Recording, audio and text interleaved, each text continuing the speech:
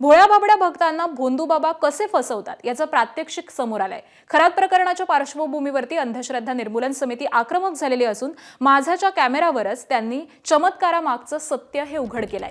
अंधश्रद्धा निर्मूलन समितीचे राज्य पदाधिकारी शहाजी भोसले यांनी विविध प्रयोग करून दैवी शक्तीचा दावा किती पोकळ आहे हे स्पष्ट केलंय।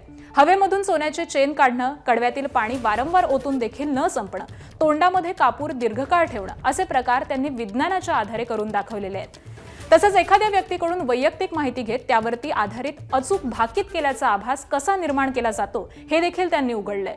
त्यामुळे चमत्कार म्हणून दाखवले जाणारे प्रकार हे प्रत्यक्षामध्ये हातचलाखी आणि विज्ञानावरती आधारित असल्याचं पुन्हा एकदा स्पष्ट झालंय।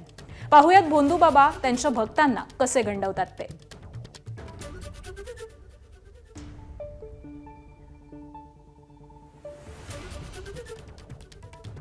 तर आज तुम्ही परिषदेला आला आहात, काय कशासाठी आलात आणि हे जे सगळे आपल्याकडे आपण वस्तू आणलेल्या आहेत त्या काय उपयोग त्याचा?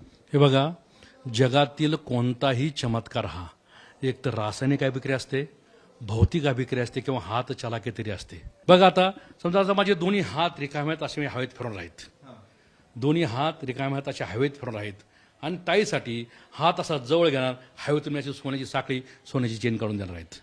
बघा, हात रिकामे, हात मोकळे, त्यातून ती काढली। पण ही चेन मी कशी काढली, निघाली मान्य खरंय, पण कशी काढली ही त्यांच्या मनात आलंय किंवा इतरांना मानलंय। आता ही चेन काढण्यासाठी मी एका वस्तूचा वापर केला होता। ती वस्तू म्हणजे माझ्याजवळ हा एक प्लास्टिकचा थंब आहे, प्लास्टिकचा अंगठा आहे। या थंबमध्ये, ह्या अंगठ्यामध्ये ही सोन्याची चेन, सोन्याची साखळी मी आधीच टाकून ठेवलेली होती। तो अंगठा माझ्या अंगठाचा घातलेला होता। बघा, खरं तर तो बघितला तर 1 इंच मोठा आहे, बरोबर आहे, रंग देखील वेगळा आहे। आता तो हलवताना फिरवताना मुळी दिसत नाही। मग ज्यावेळेस मी हलवतो, आता आपण हळूहळू करूया, असे हलवत असताना दोन्ही हात माझ्या असे जवळ आलेत। माझ्या डाव्या हाताने तो असा अंगठा पकडला, अंगठा वर ओढला, चेन खाली पडली। मी इकडे बघतोय, तुम्ही तिकडे बघताय, तोपर्यंत हा हात मात्र, डावा हात मात्र, हा अंगठा माझा खिशात निघून गेला। काही पाणी आहे ते मी काढण्याचा प्रयत्न करतो। मी हा गडवा, हा कलश रिकामा केलेला आहे, बरं का नाही? पण आता मी जरी बघा, पुन्हा एकदा बघा, पाणी पूर्ण काढले, रिकामा आहे। पण मी म्हणतो माझ्या अंगात दैवी शक्ती आहे, त्यात पाणी आहे का, त्यात मी तिथं ठेवलं असतं, कारण वेळेवर काय कुठं कसं वापरायचंय। आणि मी असा चमत्काराचा हात फिरवणार,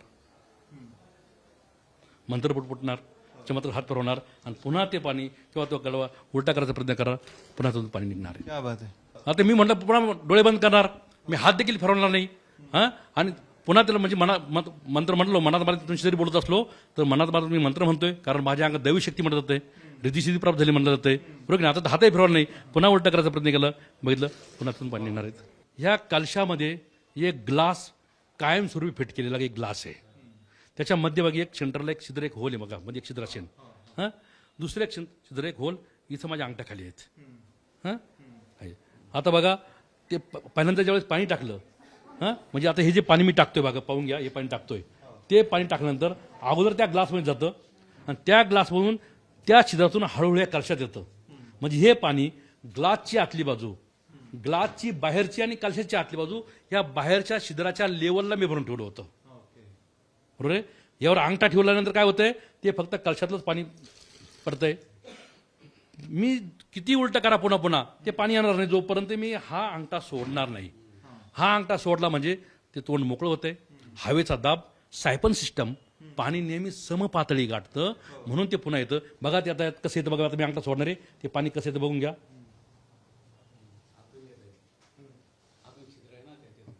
पुन्हा अंगठा ठेवला, समजा उलट केलं, पाणी पडतंय, हा अंगठा सोडणार नाही, तो परत येणार नाही, कारण या पाठीमागे विज्ञान आहे।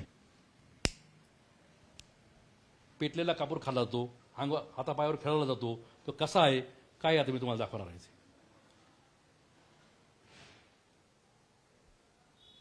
विज्ञान सांगतं 7 सेकंदाचा चटका बसणार आहे, 7 सेकंदानंतर चटका बसणार आहे, त्याचं आपल्याला भान येतं।